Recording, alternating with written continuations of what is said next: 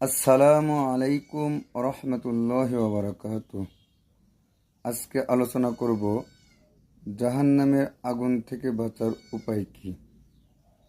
পৃথিবীর প্রত্যেকটা মানুষ এটা মনে প্রাণে আশা করে যে আমি যখন দুনিয়া থেকে চলে যাব, আল্লাহ রব্বুল আলামিন আমাকে যেন জাহান্নামের আগুনে নিক্ষেপ না করেন এবং আমাকে জান্নাতুল ফেরদৌস দান করেন।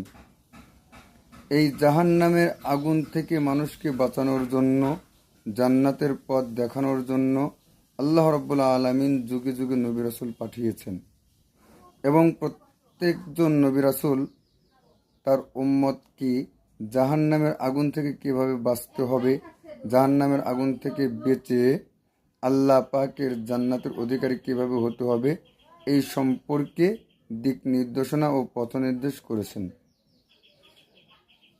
ঠিক তেমনিভাবে আমাদের নবী সাল্লাল্লাহু আলাইহি ওয়াসাল্লামও আমাদেরকে বলেছেন, ইত্তাকুন নার ওয়ালাউ বিশিক্কি তামরাতিন।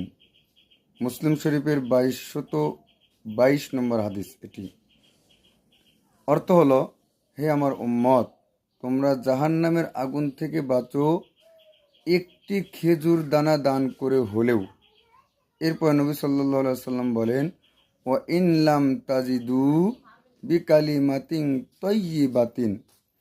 যদি তুমি একটি খেজুর দানা দান করে জাহান্নামের আগুন থেকে বাঁচতে না পারো, তাহলে মানুষের সঙ্গে সুন্দর ভালো কথা বলে হলেও জাহান্নামের আগুন থেকে বাঁচো, সুন্দর আচরণ করে হলেও জাহান্নামের আগুন থেকে বাঁচো। কারণ জাহান্নামের আগুন ভয়াবহ, জাহান্নামের আগুন সহ্য করতে আমরা পারবো না।